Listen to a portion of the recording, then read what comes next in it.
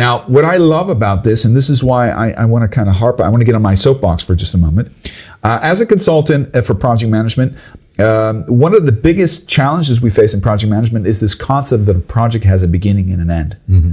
That's a formal part of the dogma's definition of what a project is. And I always often say that's a great definition, but it handicaps us because and you've indirectly said this in a number of different examples.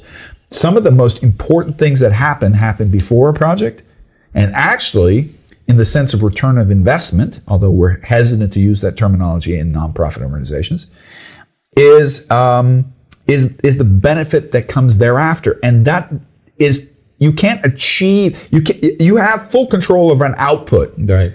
But you don't have 100% control over an outcome if you just finish the project and then throw your hands in the air and say we're done. Well, that's where the project design is important, mm-hmm. because you have to actually design the project from impact back to the outputs, not from outputs forward. Mm-hmm. And so when you're designing a project, you're looking at what impact you want to achieve, what outcomes you want to achieve, and then you say, okay, these are the outputs I need to produce mm-hmm. to start this chain reaction. And what I love about the UN is they say, well, we're not going to focus on the classical financial management thing. They came up with their own model. I think it's from the UN, right? The SDGs, Sustainable Development Goals. You're familiar with them. I've only printed them out so that we can show you. These are them. We'll kind of put them on the screenshot.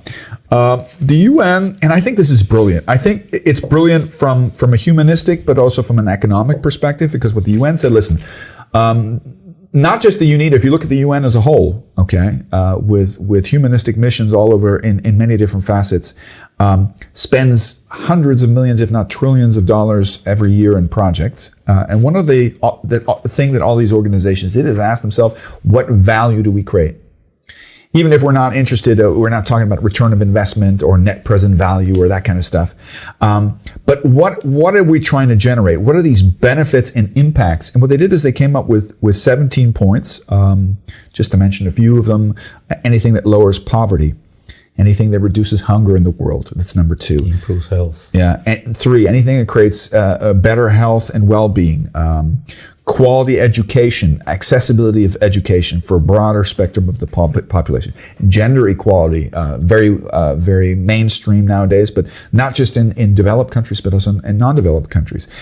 Clean water and sanitation in the sense of sustainability. That's why it's called Sustainability Development Goals. Affordable clean energy, decent work and economic growth, and so forth and so forth.